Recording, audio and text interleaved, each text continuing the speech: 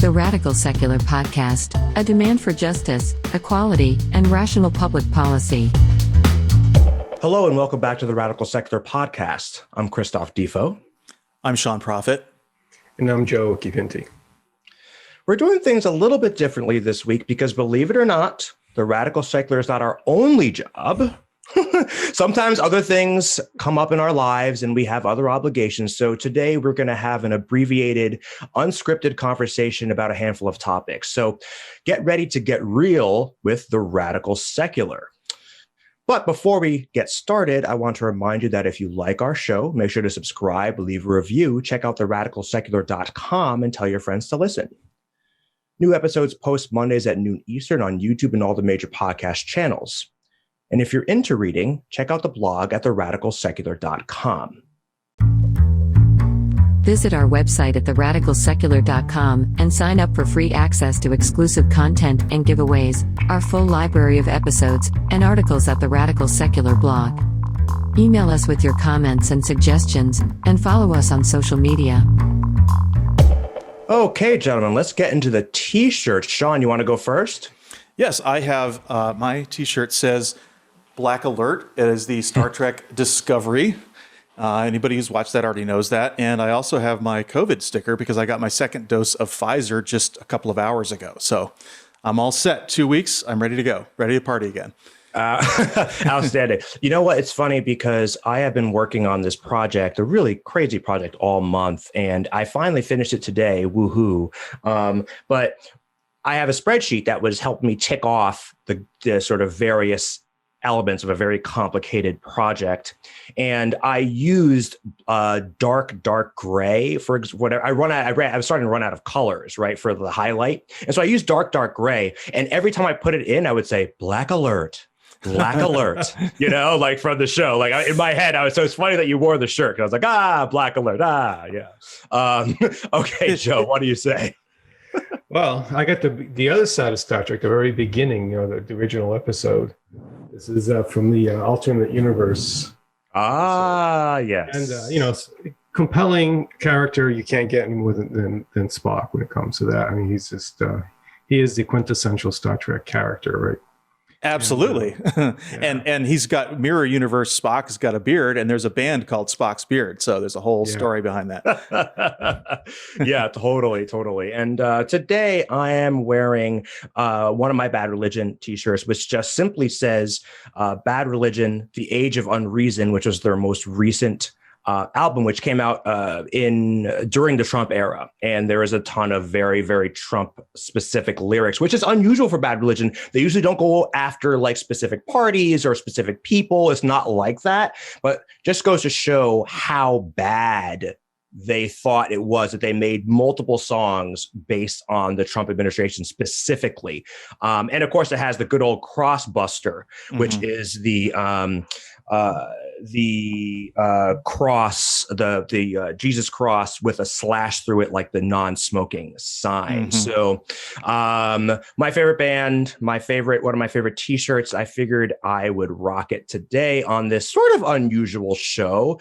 And I've been tasked with running this shindig, which is pretty easy because we are just going to go after it. I'm going to throw out a topic and the three of us will talk about it. And that's it. So I guess let's do it. Right. The news of the day, I would say, is that at least one of the elements is the State of the Union, or really better, more aptly or accurately described as a joint address to the joint session of Congress for Biden. So let's talk about that. Let's discuss. Well, I think it was really interesting. It was a great speech. I love the speech, and I could get really into depth on that. But I thought I was not so happy with the idea that they only had 200 or so people in there. I felt it detracted a little bit from the drama of the moment. And I was especially, of course, upset with the way that Republicans responded to a lot of the things that Biden said that were really, really good things for America. Like, for example, when he said something about fixing the lead pipes, they cut to a shot of Kevin McCarthy and he was just stone-faced. It's like, Right. who doesn't want to fix lead pipes, right? And then there was another one where he said something along the lines of that we have reduced poverty for America's children by half, and no Republican applauded for that. Yeah, exactly. Like it just is so reflective of what that movement has become, which is they don't care about actual public policy at all. That they have no plans other than to just to obstruct what and literally anything. Right? Wasn't there like cancer was brought up, and that was one thing that got the GOP to clap. Like the one thing. I mean, it's like that's where we have to go. Child poverty is not something you care about. I mean, that's remarkable. Yeah. That's remarkable. I think that there's a fair amount of fear on their side. I really do. I think they're afraid to show any kind of support, and because they're so ruthless, with each other at this point. If they don't toe the line. The Trump, fist comes at you, and I think that's part of it. The other part of it is just the bad faith in the arguments that they use, and the fact that they're just, some of them are just really, really just bad people. Full on. And you know what? It's the process that does that, because as you go through the primary system and so forth, it really filters out the reasonable guys, and women. And mostly guys, though, I'll be honest, right? Yeah, let's be honest, right? Yeah. But it really filters out people with a little bit more sensibility, and it puts in the real radical sort of right wing mentality, and we get what we see. And speaking of women, I just think we really cannot forget the momentous nature of that image of a president of the United States flanked by those two amazing women. And I think that this is one of the reasons why Republicans were so pissed off, because I mean, things in the country are not going their way. They're unpopular and all of that. So that's a great point. I mean, I'm laughing about that because I mean, it's not funny because, the reason why they are upset about Nancy Pelosi and Vice President Kamala Harris is because they are women, and GOP people are, at least certainly the folks that end up in Congress, are not into equality, right? They're not into equality of gender roles. They're into very specific, narrow gender roles. That is how they think about the world, and that's certainly how their constituencies do. It was really, really powerful to see them up there. And I talked last week a little bit about checking my privilege, right? Which is something that I think Black liberal men and women are not asked to do a lot, right? Because it's like, look, we do have a lot of shit that we're dealing with, right? But it doesn't mean that we can't be privileged in so many other ways. As a man, as a person who is like a middle class person, as opposed to a person who doesn't have resources, as a person who is educated, all these things that give me a natural leg up. And so my point why I'm bringing this up is because so often I hear people talk about how, like, discount the importance of seeing a person, a minority, in a certain role and why that matters. Like, oh, who cares, right? Everyone, I don't see color, or everyone's black, purple, yellow. I don't care what color you are, black, purple, yellow, but it really does matter. It really does fucking matter. It matters to see a woman, two women sitting in those seats. That matters for the kids that see that. Mm-hmm. And more than anything else, or not more than anything else, but additionally, it matters because it fucking pisses off Republicans, because they don't like to see that kind of stuff. No, I mean, images are very powerful. They really are. Mm-hmm. They get right into the emotional center, and they really speak to you in ways that, discourse and reason doesn't. And that was one of those powerful images. I mean, I can think of others, like, for example, seeing the Earth for the first time from space, as a whole planet without borders, and all the weather and so forth. That was an incredibly powerful image. I know for me, I can think of one image in particular that really changed my outlook on religion. And if I could take a moment about that, and go for it. When John Paul II passed on, and they had that funeral. and I watched the funeral, and I saw that procession of 100% men, right, representing how many Catholics are there? 1 billion, something like that. Insane. Representing such a huge part of the planet, and not a single woman in that whole hierarchy. And and that image of that, it was like it exploded in my head. I was like, I was a little more sympathetic towards, I was at that point, I moved on, but I was more sympathetic towards Catholicism at that point. But then after that, I just was like, wow, this is really fucked up. There's something seriously wrong here. This is not what we should be, how we should be representing, the human race.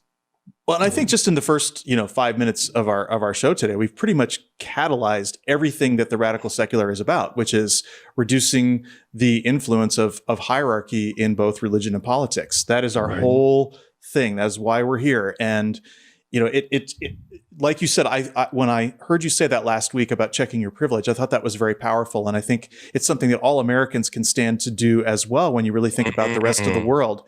And you think about, think about our first world privilege, what they're dealing with in Nigeria, or if you were a transgender, or if you were any of those other things. There are, as we look at the hierarchy and dismantling the hierarchy, it's important to recognize where we are in it. Critical. Such a great point. I mean, our good friend Ade, right? He's a huge fan of the show. Helping us develop new elements of the website. And this is a guy who spent years, a decade or more, living in the United States, but from Nigeria. And we talked to him. We talk to him online or whatever. And it's just like, this man has been dealing with these with the power issues for a fucking month, over a month, where it's just like you get maybe 2 hours of power a day, and still he is first of all showing up to listen to our show, showing up to post on Facebook and talk about the things that matter in Nigeria, that matter across the world, and that matter in the United States as well.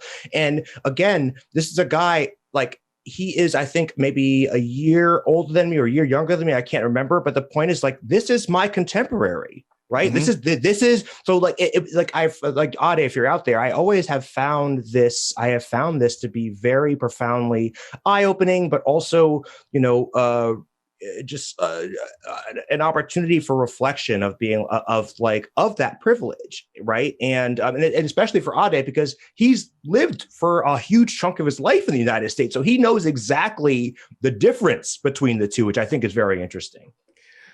The other thing I want to mention is that, yes, we need to talk about privilege, and the understanding of privilege is critical to social justice and moving forward. But I think we also have to talk very directly about oppression as well.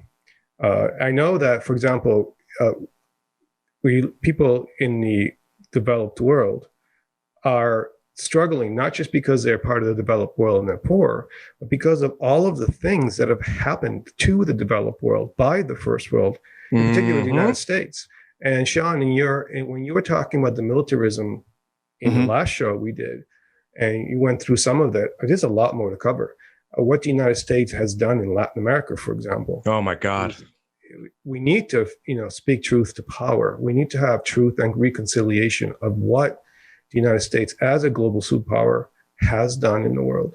And in the same way, the same thing with racism within the United States, it's the same thing. We got to speak truth to power. We've got to, stand up and say, look, this is why things are the way they are. We need to look at what's happened and point out the long-standing oppression that has led to these privileged imbalances that we have now. It's not a static concept. No, and well said. Yeah, I wanted to bring up, because it just, once you start thinking along these lines, you see it absolutely everywhere, and you start to just go, and it's heartbreaking. Okay, I read an article just last night that was talking about how it was suggesting that we give the national parks back to the Native Americans. to manage, right? Because that was approximately the amount of land that they were originally granted in reservations that was then taken away and made smaller, and just and they were just cut off from everything. They were a part of the ecosystem. They were living off rivers and managing. They managed America's ecosystem before anybody got here. It's like our forests and the way everything had a lot to do with the way that it was managed by the population. It's not just like suddenly you came here. And this is what is so wrong with having God as the creator, because it just erases all of those people, right? It's people think that they just came from Europe and it was this virgin land with nobody here. Rick Santorum this week said that. He's like, we built a nation from nothing. Nation from nothing. What the fuck does that even mean? What the fuck does that mean? Actually, there's a historical reference to that, because when the British came and settled in the East Coast, it was about a century or so after the native populations were eradicated by smallpox and other diseases. So the indigenous population of the Americas really was reduced by like 90% from those diseases. And by the time the British got here, the continent was a lot emptier because of all that death. Right. And it was just starting to recover at that point. Wow. And so there are all of these historical, original sources you can look at that talk in those terms. Wow, look at this open land. God gave this to us. Let's put up a fence that makes it ours. That was the other thing. If you put up a fence on it or some kind of building, then it legitimates that you own it. The concept of the homestead. And I understand what homesteading is about. You work a piece of land, that has value. Okay. But if somebody else was already there and they were slaughtered or kicked off that land just so that you could be there's a debt that it comes into play. And one of the things that's in that article that just shocked me, okay, we've all heard the word Geronimo, Chief Geronimo. Okay. And Geronimo was he was an amazing human being. And there was a massacre where he lost his mother, his wife, and 3 children all at once on one day, and where they were slaughtered by Americans, by our ancestors. Okay.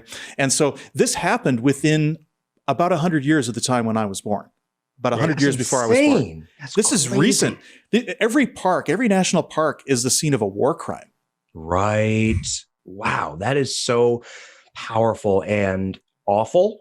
It's just like we have to, like both of you guys are saying, is that we have to come to terms. You say this a lot, Joe, is that there's no reconciliation without recognition, right? The recognition of what happened. You can't pretend like those things didn't happen and then think that everything's going to be okay. You can't pretend that Native folks are going to be okay if we just overlook the genocide. You can't pretend that Black folks are going to be okay if we just overlook the slavery and the Jim Crow. And the replacement theory fucking shitheads are the worst. Like they are the hypocrisy of the replacement theory folks. It's like, wait a second, you replaced the people that were here. And now you're mad that you might get, quote, replaced, which of course you won't. And by the way, this just dovetails right into Tucker Carlson, which is Fuckkker Carlson. Fuckkker Carlson. Let's call it, that's our favorite name for him on this show. With 3 Ks in his name. 3 fucking Ks. Absolutely. Yep. Absolutely. And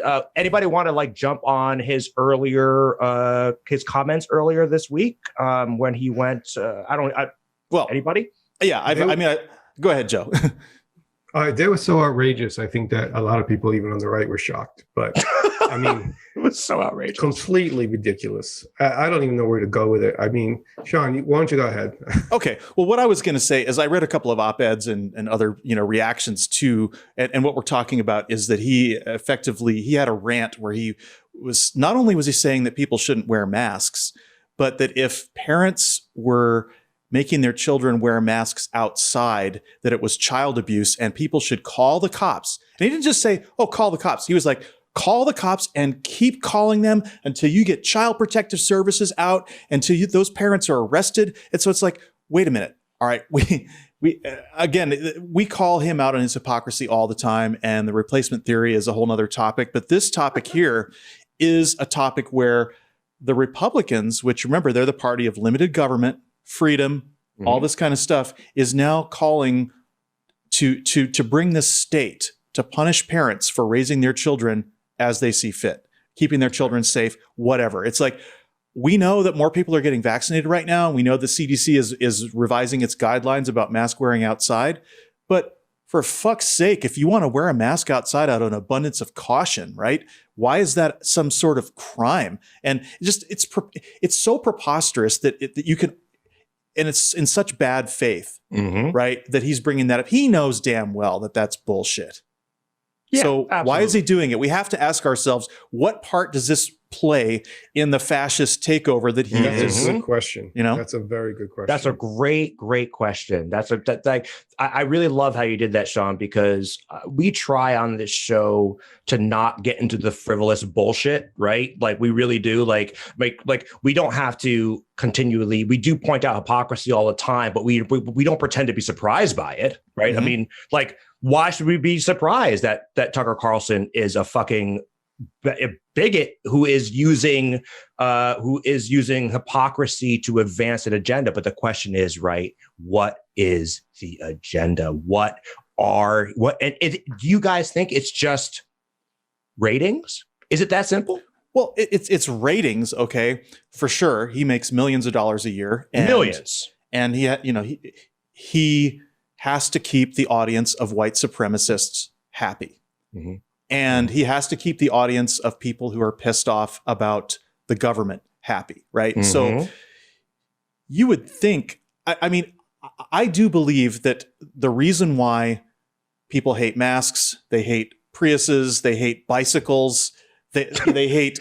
Imagine hating bicycles. They hate plant-based meats. They hate anything that is good for you that you're supposed to do because a liberal elite somewhere studied this thing and figured out that it was the right thing to do. Okay.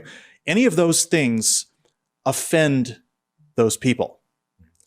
And it's not just, we don't want to do them. It's, we don't want anyone to do them. Yes. That's an important distinction there. Yeah.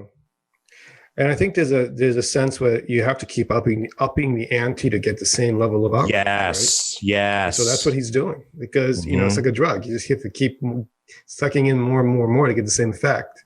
And so they're just going over the top, just off the rails. That's a great point, Joe. And what ends up happening, I think, for the conservative rhetoric is, I think the drug analogy is very good, right? Because they are driving right towards that sort of emotional center, bypassing reason, explicitly bypassing reason, right? We always talk about how they're muddying the waters. The whole goal is to make sure that folks are not thinking clearly and rationally about whatever the issue is. But what I think in terms of the drug analogy, I think is really good because, right, in the beginning, when you're in the Reagan Revolution and you're pumping out this bullshit, it's welfare queens, it's Cadillacs, the people living large and fat. Oh, and the implication, of course, is that they're black and they're brown and they're otherwise undesirable. And the same thing, by the way, with the AIDS epidemic, right? Which was like, right, it's those people who are dealing with this, right? But over time, that doesn't get the fucking viewer off anymore. The viewer doesn't get off on a dog whistle. The viewer can only get off on redder and redder and redder meat until Trump just comes out and says the quiet part out loud. And so it ends up being this race to the bottom. And this actually like loops back to what we were talking about in the beginning, which is that at the primary level, then the incentive is to go as hard into the red meat as possible. And that's the kind of candidate that wins. And so it pulls the entire party to the right. And now someone like Liz Cheney, she thought that she would be able to call out the GOP and like turn direction, but they just turned on her. Right. And so like, that's what they do. That's what they do. I have a little prediction. I think it's not completely out of the realm of the possible that Liz Cheney switches parties. Because she did a fist bump last night at the address when Biden came in, and that's going to play on a million different TV ads, right? Oh my God, of course. But what I think the important point to realize here is that it's a cliche, but this is a distraction. Okay, Joe Biden laid out the most progressive agenda, a complete remaking of the American economy in the mold of the New Deal, $6 trillion of spending, including permanent child care credits. It's almost like a basic income for parents with children. And this is huge. This is they're right. Compared to how things have been in America, this is a very socialist agenda. And thank fucking God, even though we don't believe in God. Little G. I was like, thank God, little G, It's been so long in coming, and so many people have suffered, and it's time. It is time for this agenda, and especially the infrastructure part of it. It's like when Obama first got in office, again, we had just had a financial crisis. A lot of people were out of work. We had 0% interest rates, and we couldn't pass an infrastructure bill. Right. So that opportunity to rebuild our country at that time is gone forever. Never come back. That's right. Now we have another opportunity. And if we can get Joe Manchin on board, we can rebuild the country. And it's huge. It's just absolutely huge. It really is huge. I wonder how you guys think about this. I mean, I was reading Politico today. I was reading some coverage of the. I have mixed feelings about Politico, but it doesn't matter. I was reading some of the coverage of the address last night, and one of the sort of related items that I could have clicked on, which I didn't, which was that why Biden is popular, or why the right went after Obama personally, but they're not going after Biden personally. And so my knee-jerk reaction to that as a Black man who has experienced racism in his life and lives in a white supremacist country, my initial reaction is, oh, well, that's obvious because he's white. He's a white man, and not just white, but he's a white man. That's critical, right? Because Hillary Clinton, right? I mean, obviously, right? Fair game, right? Fair game, obviously, right? So,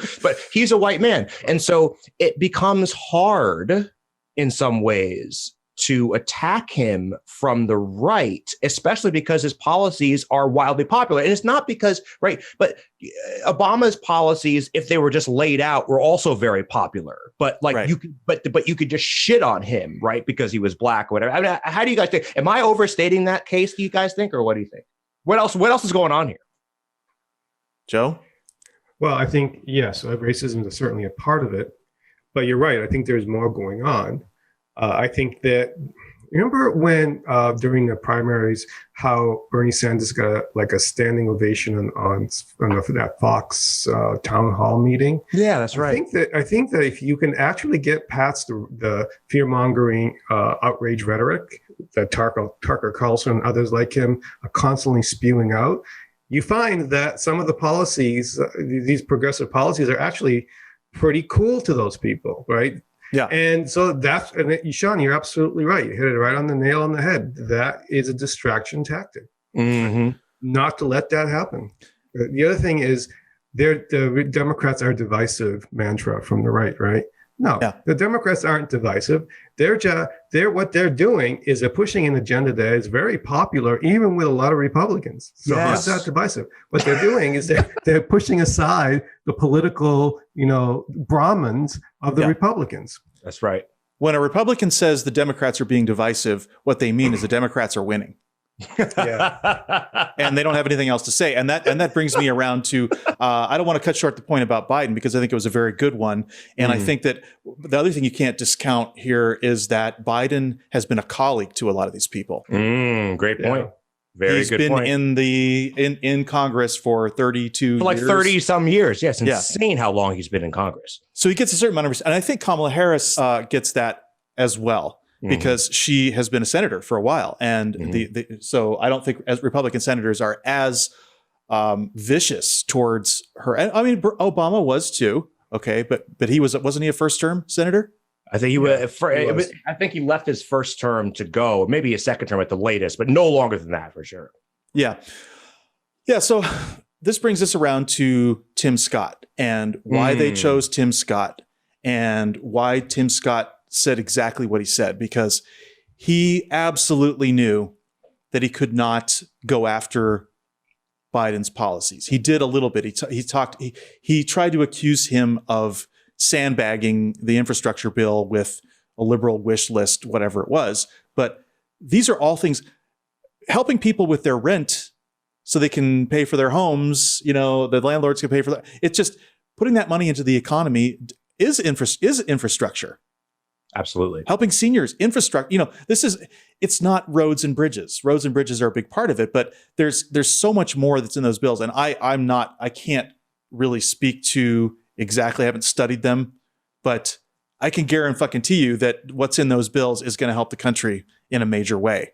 And it's also going to put a lot of people to work. That's going to make a big difference. It's a Keynesian economics bill. It's modern monetary theory in action, everything we've talked about. Okay. Absolutely. And this is what the Republicans hate. And that's one thing that I think was one of the most important things that he said was he declared from a sort of State of the Union address that trickle down economics do not work, have never worked. It was one of the most important things that he said. So the Republicans can't argue with that because they know.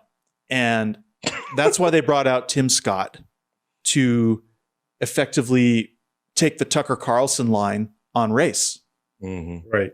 I call it Tucker Carlson in blackface because even if it sounds insulting, but I could put those two up on a split screen and I could find clips of each of them saying the exact same words or phrases that Tim Scott said last night. And it's great replacement. It's America's not a racist country. It's all of those things just after he told a story that he was profiled. That's what I love. What's her face? I can't remember. During the Republican National Convention, she did something similar. North Carolina, maybe. Anyway, but she gets up there and she does her little speech and she says, like, when I was a child, in South Carolina, I, as a child of immigrants, and was impacted by racism and da da da da. But America's not a racist country. And it's like, wait, what? So basically, on one hand, trying to establish themselves as, oh yeah, I know what you're going through, minorities. Mm-hmm. But on the other hand, saying what you're going through, minorities, is not real. It's an astonishing sleight of hand, which, by the way, for people who are looking to hang their hat of I'm not a racist on, it gives them the exact hook they need. The exact hook they need is essentially the I have a black friend defense, right? It's very analogous to that. It's like, I can't possibly be racist because I once experienced racism. I can't possibly be racist because da da da da da da da. And it's bullshit. It's fucking bullshit. Well, I mean, if it's not systemic racism, if America is not racist, then how do you explain all the disparities?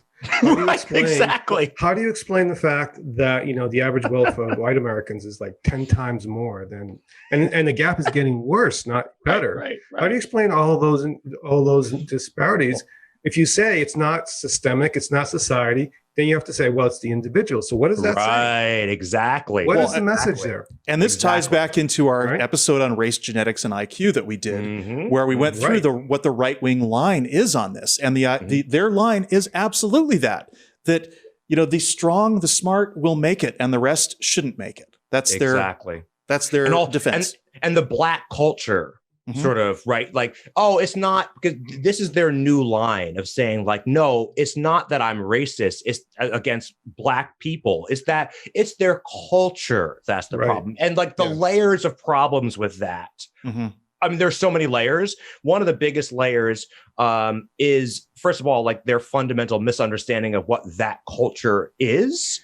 And they're stereotyping young black men, gangsters, essentially, as what that culture is, which of course is just one tiny sliver of it. That'd be like me pointing to a trailer park mom from West Virginia and saying that's what white people are. That's fucking ridiculous. That's what white culture is. That's ridiculous. Of course that's not, right? That is one constituency, one element, one tiny piece of a larger puzzle. But again, as we're talking about here, the goal is not clarity here.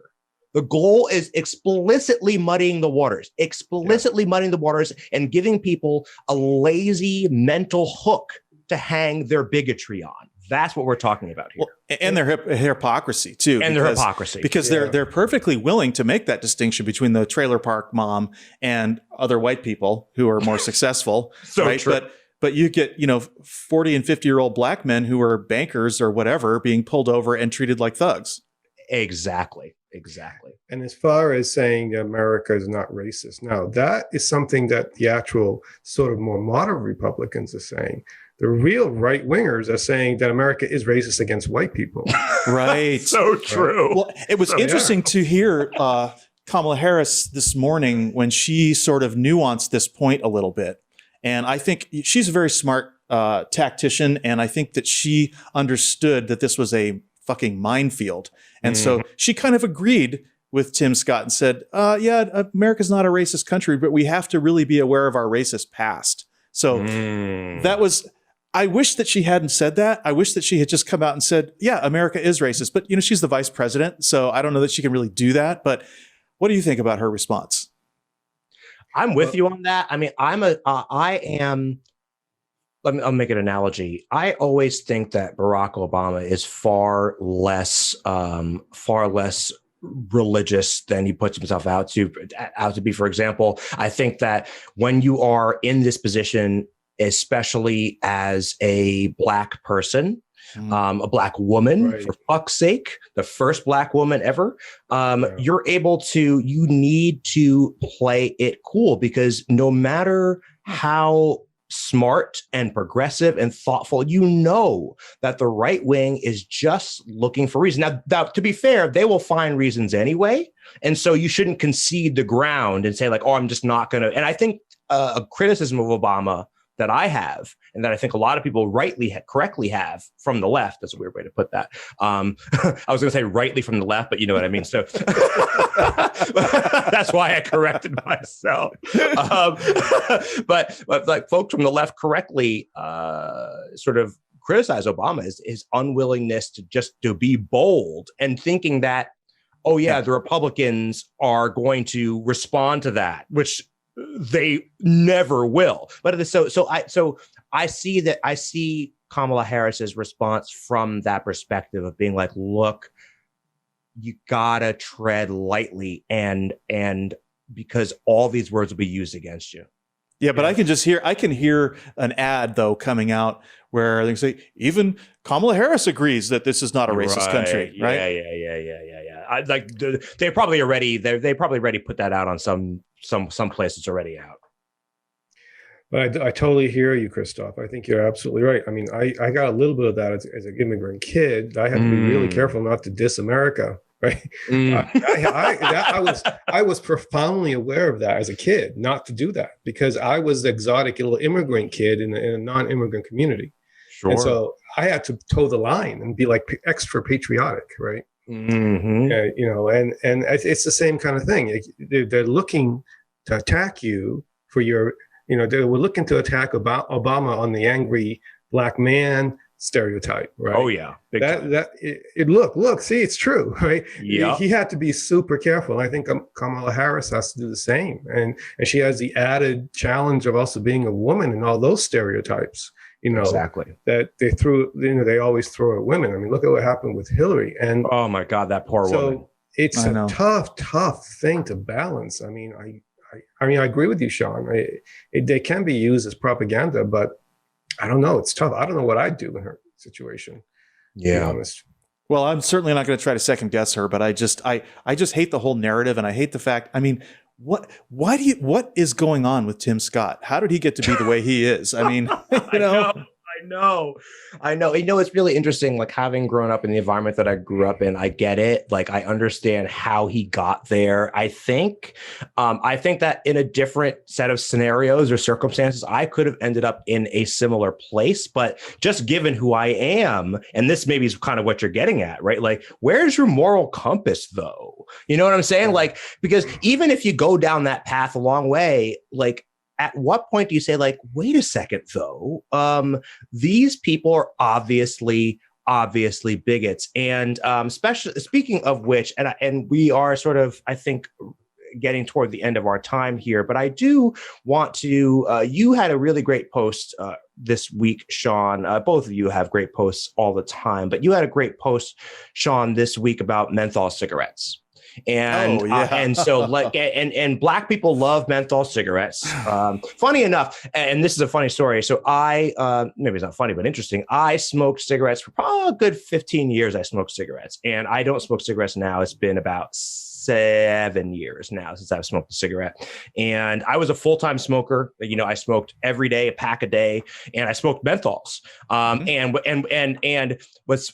it's funny because I always talk about how I'm not like a typical black person, but of course I end up with menthol cigarettes. There you go. Here I am. But anyway, but talk about that a bit for a moment, Sean.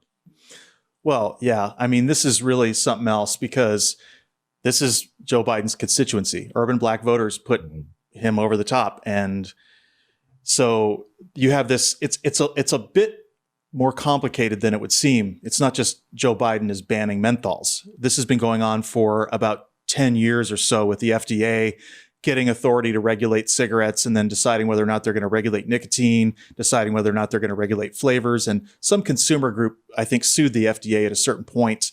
And so what's going on is there's a deadline that's coming up at the end of April where they have to respond, and they've decided to respond positively. But I think it's really boneheaded because you could make an argument from a public health standpoint that actually regulating menthols is going to help the black community disproportionately because they smoke so many of them, right?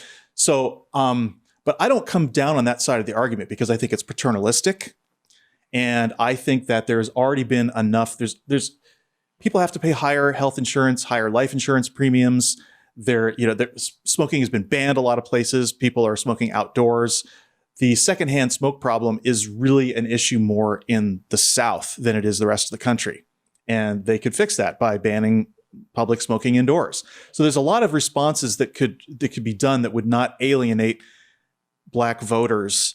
I mean, you had Joe Biden winning the presidency in 3 states by like 40,000 votes.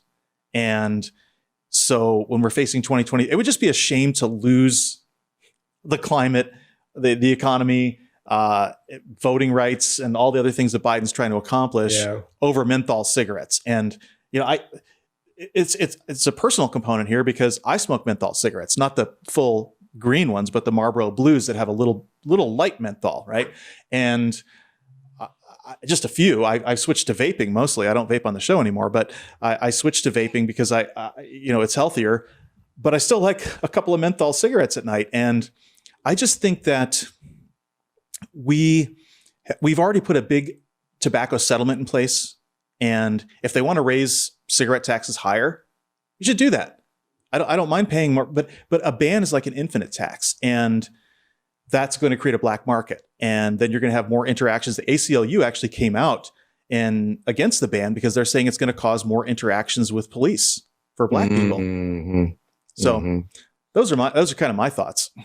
Yeah, I mean, I tend to come down on the same side of this. Definitely anti-prohibition in general. I think it tends to be a bad outcome.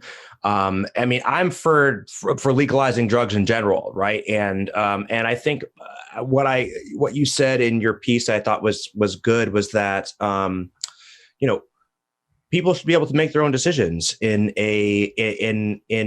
like we can offset those additional externalities, as you say, by increasing insurance premiums, et cetera, et cetera, et cetera. I wonder, I don't know the percentage of the black community who smokes. I also don't know the percentage of the black community that smokes menthol cigarettes or anything that also votes. I really don't know. I find it hard in my mind. I'm like, because in my mind, are these church ladies like busting out Newports? Like I tend to think not, like in the big hats or whatever, but still it definitely does impact the black community. And I have the image now. Yeah, you have the image, right? And it feels like a pretty targeted, narrow thing, and it feels very personal. I can imagine how that could feel very, very personal for a person of color who smokes cigarettes or whatever, Well, and also I think that it's a great opportunity for the Republicans to hammer that issue as well. Gold plated. Yeah, it really, really is. It really, really is.